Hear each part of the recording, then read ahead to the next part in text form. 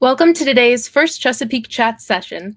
I am Emma Hollencheck, a member of the 2021 First Chesapeake Alumni Ambassador Cohort, sponsored by Booz Allen Hamilton, and I'm here to introduce the First Chesapeake Chat, sponsored by Newport News Shipbuilding. I would like to thank this session's sponsor, Newport News Shipbuilding, for making this chat possible. Just some housekeeping. We will let the speakers present and then open up for discussion questions later on if there is time, but feel free to put questions in the comments throughout the chat and we will try to get to them all. The session today is story time. Team 2901 Purple Gears and their FTC Onshape Parts Library.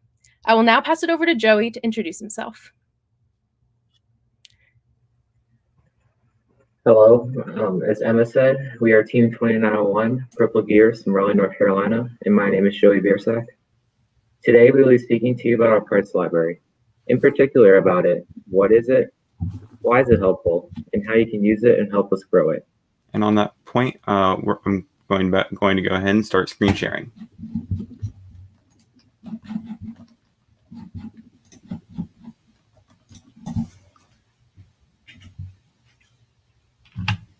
These very questions were relevant to our team a couple of years ago, prior to us switching to Onshape and the creation of the library.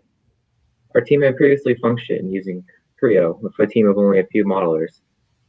While the system worked well with only a few of us, it was not as adapted to have a whole team of them as Onshape might be. On our previous system of Creo, parts files were on a shared Google Drive amongst the team, and therefore, when using a new part, you had to go to Google Drive to retrieve a part file before you could add it to the model. This system also took numerous hours to get that CAD system downloaded and brought up to the speed where you could properly model on it. Overall, the alternatives provided by Onshape, that being able to start modeling pretty quickly, and the ability of all your parts in place preloaded for future team members, were a key selling point in our transition over to this new software. And after we switched and more parts were converted over to Onshape, it grew large enough to create a substantial chunk of the various part vendors. This created a need for us to organize them into a library that was correctly divided up based on the different sections that we found on the website. We soon realized this library we had created could be made public to help other teams avoid the tedious task of retrieving each file from the vendor's website, as we had experienced prior to the library's creation. Also, with making it public, this allows for other teams to help finish the libraries to help get them all closer to being completed. So just running through a brief history of our library, it started a few years ago during the 2018-2019 season, and over the next year, we were able to develop and refine our standards for the library. And within the last year, we've actually had a large expansion in the number of users due to a few events. The first was the Robots to the Rescue Challenge, where we were made the official library of the event. And the second was the start of the season, where we had a large growth. So here's a graph of the users over the last year. Right now, we have over 2,500 users in the library. So the main features of the library is that it's organized for easy navigation. So the folders inside the team are set up just like the vendor website. And the components have full BOM information, which will allow for proper BOM generation so that is accurate. And then all of the components are either parts or assemblies as appropriate, basically whether they move or not. And there are proper mates for the movable parts like motors and bearings, as well as configurable components for stuff like channels and gears.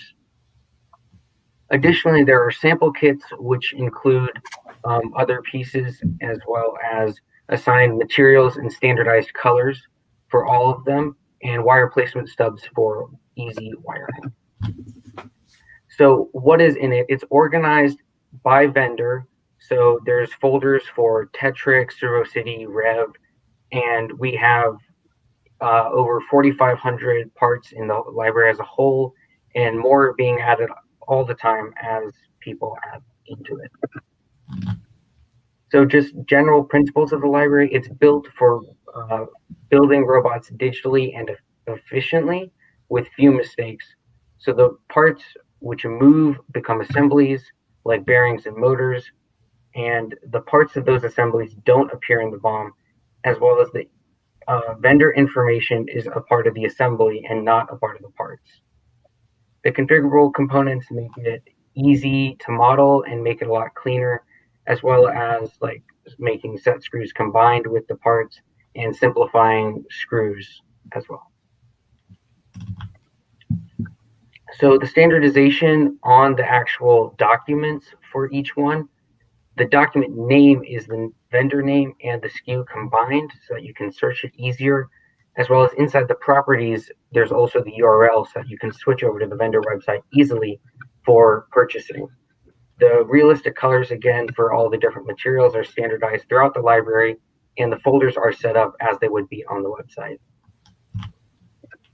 So since our library went public, and as Ben just discussed, we included key features on it to help improve the accessibility for future teams that will use it. As mentioned earlier, our library provides all the parts in one place, and you do not have to go to various vendors' websites to retrieve the CAD of the part. Also, this system of organization prevents duplicating or having multiple versions of a part in a model. In our library, we checked all the parts to make sure they have the correct part file associated with it, as well as the material, color, and many more items that are properly assigned. Lastly, I would like to touch on this point that our library has tremendous accessibility and can be navigated similarly to how the physical vendor's website is navigated, which Tom will show you later. And this is also shown by the pictures on the right. Due to this, they can be easily, due to our organization of it, they can be turned into an easy bill of materials or BOM. Our parts are labeled in such a way that the BOM can be organized by things such as part number or the link to the part on the vendor's website if you wish to buy it. To be able to see all the parts in each individual assembly, you would want to adjust the BOM to be structured. Then you will see a neat breakdown with the parts needed for every assembly in the larger assembly.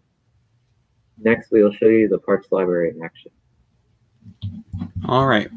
So we've really talked about, why you might want to use the library, what's in the library, but we haven't really shown you guys how the library is used. So I'm just going to delete these real quick. So I'm going to show you guys how you might import or insert a part into a part studio and cut it. Say if I wanted to take a Go Build a channel and put a hole through it that might be larger than normal. So the first step is going to be inserting the channel into the part studio. And that's done using the derive feature. The derive feature right up here is just like the insert in an assembly, except it's used in a part studio. So first I'm going to go to other documents. Now this is where some people have a little bit of a hiccup, sort of. So our parts library, because we have all of the part numbers in the properties of the parts, is searchable via part number or SKU. So for example, if I switch to the Go Build a product page for the sort of single hole U channel, and I paste it into the search bar, that might be how I would search the parts library. But if I don't go into the actual library team itself, then I'm going to be searching all of the parts that are public on Onshape as well. So you'll see different colors, rotations, and although we can't be sure that these are wrong, we can't be sure that they're right either. So they might have been customized for a specific use. They might have different materials, or might have been converted from multiple different file types and might have been corrupted along the way.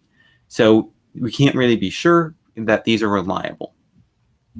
To fix this, you go to other documents again and go into FTC robotics parts users.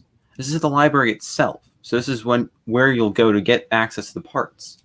So if I paste the number in here and enter, what should show up once it finishes loading is the actual parts themselves, the reliable ones. But say I don't have a part number. What if I only know where it is on the website? In that situation, the library is organized just like the vendors. So for example, if I go to the Go Build a homepage right here, and I navigate to these U channels, so via structure, then channel, and then U channel, it will be the exact same way on the parts library.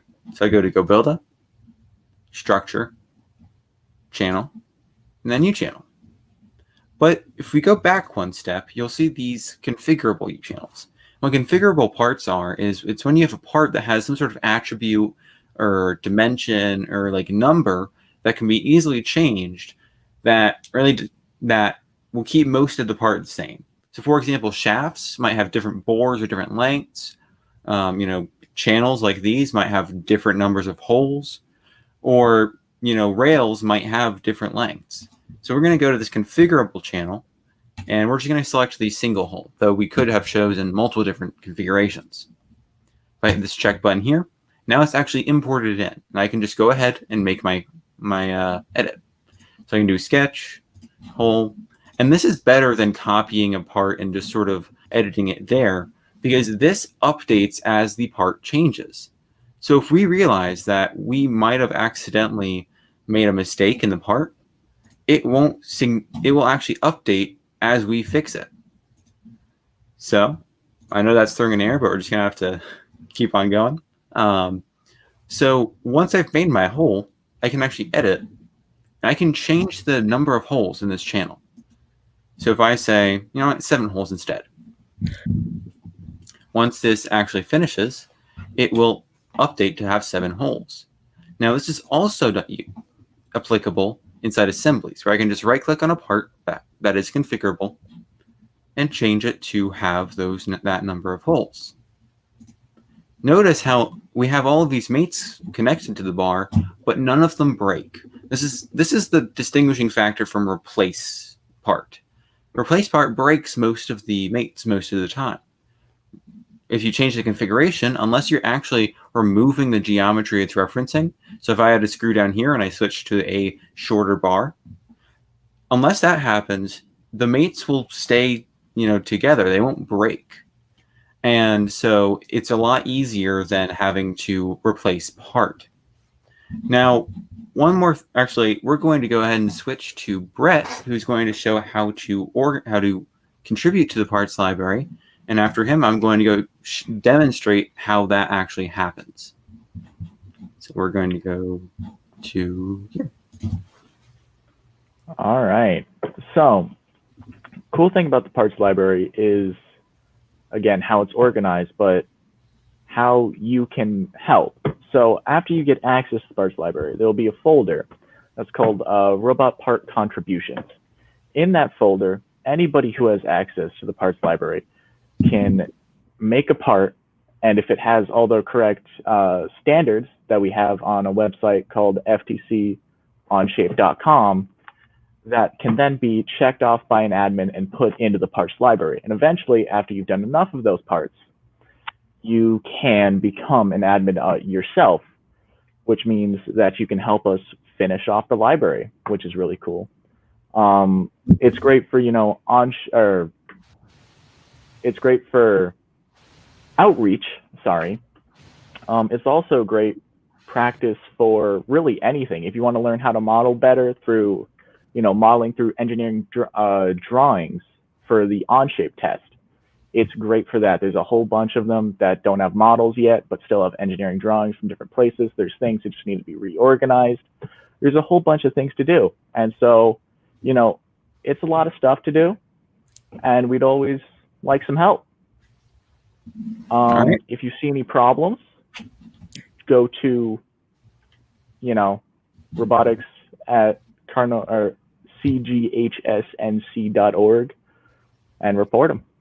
So now I'm going to go ahead and show you guys actually how to add a part to the parts library. So I'm going to be using the 72mm Gecko wheels for an example here, but I've gone ahead and downloaded the step file, and I have it in my downloads folder, all extracted. And so say I want to add this to the parts library. So the first thing I need to do is I need to copy the name of the wheel, copy it from here, paste it into here, and then I actually need to put the part number immediately after. Once I've created that, I can actually go into the document, and then I will import the model. So let's see. Sorry about the loading. But once this actually gets together, I can just do plus import, and I will take this and let's see, can I just drag it? Nope, okay. I'm gonna go back to my downloads, go to the Gecko wheel, and import it into a single part studio.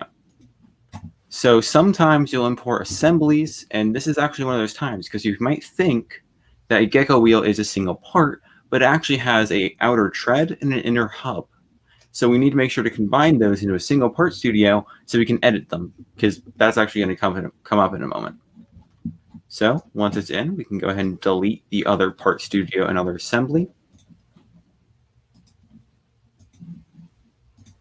And now, once this loads, we'll see that they are actually two individual parts.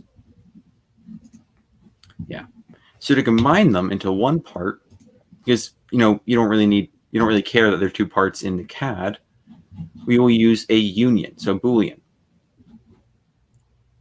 And we're just going to select these two parts, hit the check button, and those, once it loads,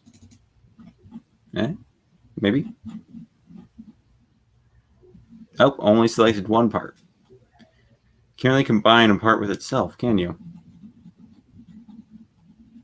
Sorry about this. There we go.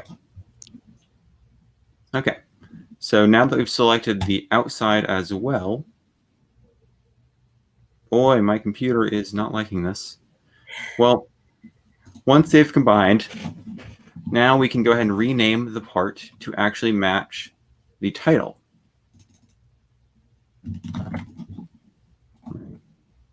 Rename. Oh boy.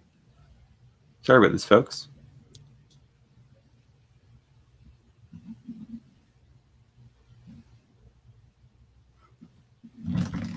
Okay. So now that that's renamed. Okay, so it just split again somehow. So I'm just going to focus on the core for now, for the sake of time. I'm going to right click on this, hit properties, because we are actually going to have to put the part number on the part itself. So while that's loading, I'm going to go ahead and copy the part number from the title. This thing's properties.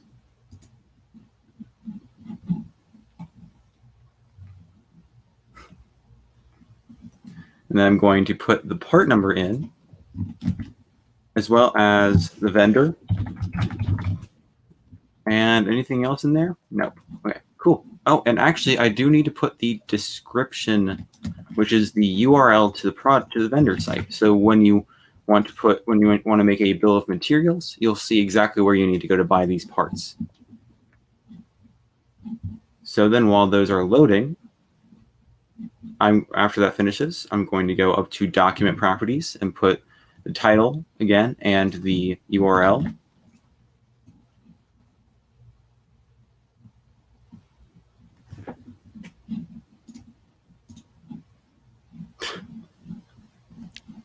There we go.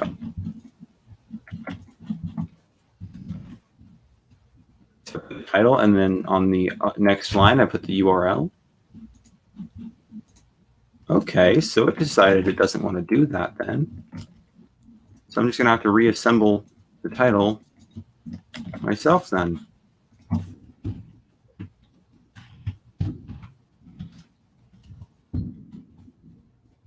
And then the part number.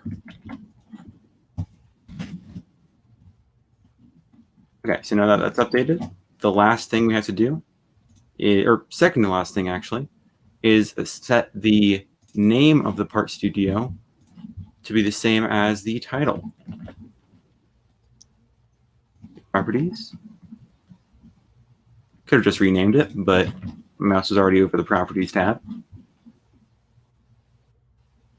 And then, again, these are supposed to be combined. I'm going to actually set the mass of the part. I'm sorry, this is the second to last thing to do.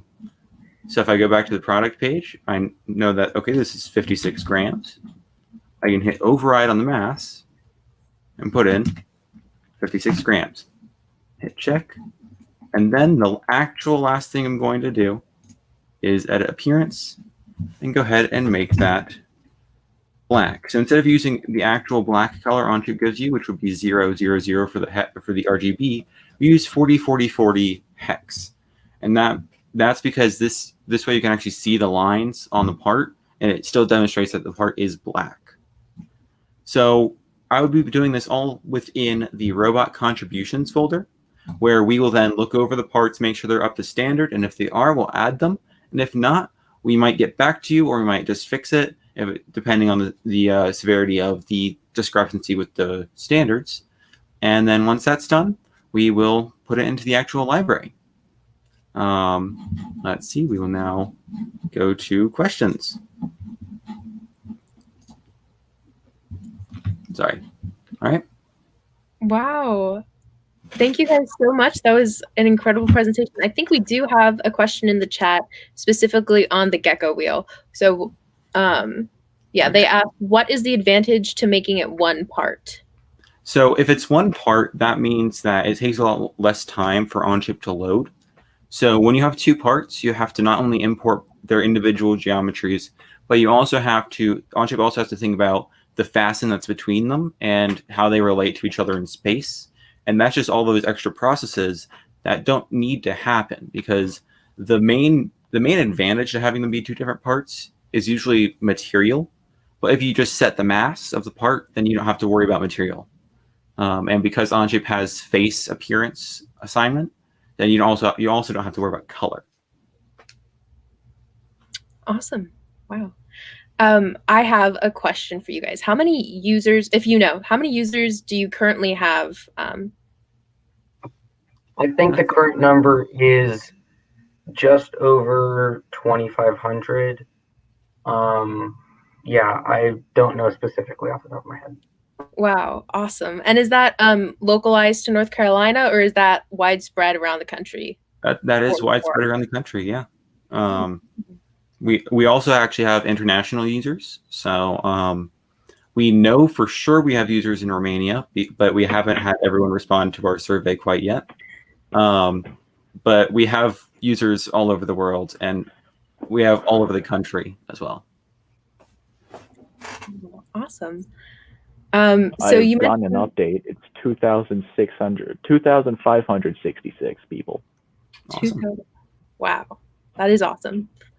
And you guys started this back in the 2018 season. Yes. And in just a little over 2 years, this is what has come of it. Yeah. They only really started ballooning in March of this year. Up until then, I believe it was under 200 people. So if you hop back to the graph, since March of this year, that's when the growth really started happening. Because before then, I don't think it was mostly actually just like a folder. No, it was a team, but it wasn't publicized. It wasn't advertised. After we realized that it could be a real asset to people and robots to the rescue, that's when the growth really started happening. Awesome. So I think one of the coolest things, in my opinion, about what you guys have done is the ability to make a BOM out of all of the bill of material out of all of the parts that you put into this database. Have you guys used it in that way, that you've designed the robot entirely and then exported a bill of material and it be exactly what you need? Yeah, it's been actually really helpful this year because we're virtual, so we have a quartermaster system. So they just send a BOM of it, and then you go to the pile of all the parts and pick them out, and then get them out for the person who's picking up the parts over my house. Wow, that's incredible. I know, especially for my team, when we were starting out, the hardest part was, getting a nice design of the robot, which you guys have made very easy with just integrating the parts from the actual distributors' websites. And then the second hardest part was making a bill of material of everything. So you guys did that as well. So I'm just really impressed looking at this and really jealous that this wasn't around when I was in FTC. So thank you. Is there any suggestions you would give for rookie teams that might not have experience with CAD trying to get in on your project? I mean, there are lots of parts that are pretty simple. So there's shafts, for example, are really good practice for just learning how to get feel for sketches and extrudes. And then after that, we have more complex parts like I think we actually have assemblies as well. So if you are like servos, for example, oftentimes need to be both assemblies and they don't actually have models for them. Yeah. So if there's anything like that, then you can actually just use the engineering drawings and base your CAD off that. And it's really good practice because it's not like high stakes. It's not like a robot part where, if you don't have it soon, you might delay the whole thing. But it's still a challenge. Yeah. We also have instructions on FTC Onshape.com of just instructions of how to do everything. And then from there, you can go through and even doing like models that are already done and using them as a reference and just deconstructing them. I know I did that a good bit when I first started modeling, and it was very useful. Yeah, I first started practicing on like just plates and then stemmed off from that. Awesome. So when you said instructions, is it just written instructions, or do you guys also have video tutorials for teams to look at? A little bit of. We don't have any video tutorials on how to add parts until now, I don't think. But we do have videos on how to use them. In fact, we were actually featured on the FTC Remote Resources playlist. So we do have another video on there about how to use the parts library. But in terms of adding them, I think it's all text, except for this, of course. Yeah. Awesome. Just let's see. Do you guys have any pieces of advice for teams out there, specifically for this season? Ooh. I think if you're virtual, CAD like everything, because usually you have the chance to hold these two channels together and see if they fit or something like that. Yeah. But in CAD, like when you're virtual, you have to CAD. I think in order to really get an organized, flow, CAD everything beforehand. So you know exactly, like even the screws, because you never know, can I get to the screw? Is there room for the screw? And you don't want to find that out after you've spent, 2 days getting parts to wherever you are. Yeah. On top of that, you got to make sure that there's time for, getting parts between different places, and make sure that there's times for whenever things don't go wrong or do go wrong, sorry, because things go wrong a lot and hot fixes aren't that easy anymore. So. Awesome. All right. Well, thank you guys so much for being here today. Just want to thank you guys again for speaking with us. It was an incredible presentation. And I'm really excited to share it with the teams that I work with, especially. And again, I want to thank today's sponsor, Newport News Shipbuilding. We have a short video from them, so please stick around and have a great rest of the day.